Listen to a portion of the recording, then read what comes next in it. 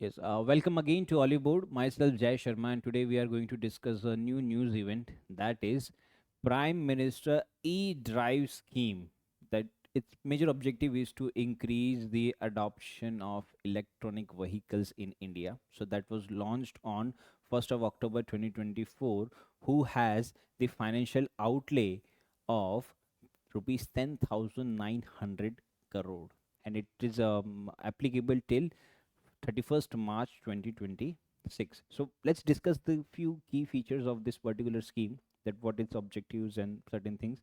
So its major objective is as obvious, to increase the EV adoption, that is the mass mobility, right?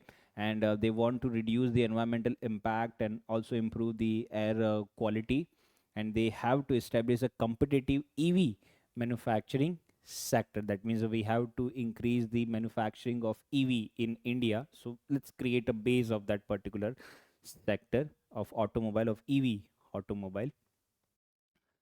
Another thing is that there are several key components. Among them, government will be providing subsidies for electronic two vehicles, electronic three wheelers, e-ambulances, and electronic trucks.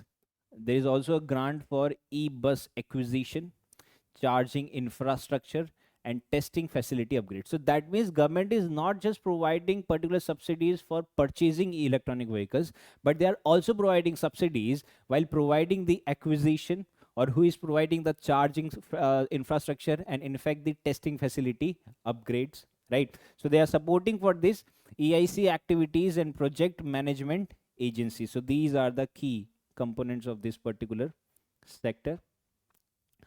Then if we say, if we discuss the impact of EV vehicles or EV vehicle sales, we can say for electronic two wheelers and for electronic three wheelers. For electronic two wheelers, there has been 5,71,411 units that were sold in 2024-25, whereas of three wheelers, 1,164 e-rickshaws or e-carts and 71,501 L5 category vehicles were also sold.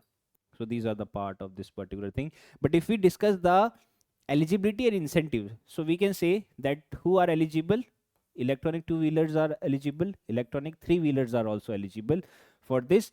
For electronic two wheelers, it is for both commercial as well as the private, whereas for three wheelers there is only commercial use. That means not for private use, only for commercial use these subsidies will be providing. In fact, for the e-ambulances, government has rupees 500 crore allocation. For e-trucks, government has again rupees 500 crore allocation, and for e-bus, rupees 4,391 crore allocation for 14,000 units in 9 major cities. So that means it is a huge project. So government is promoting the public transport in the mediums of electronic vehicles. Okay, so this is part of the government strategy. Now another thing we could say, that the infrastructure development, under which we can say that the charging station would be rupees 2,000 crore has been allocated. For the testing facilities, rupees 780 crore has been allocated for upgrades. Okay, so this is the particular thing.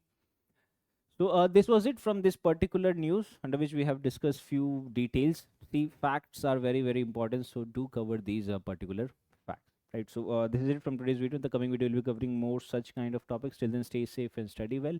Thank you.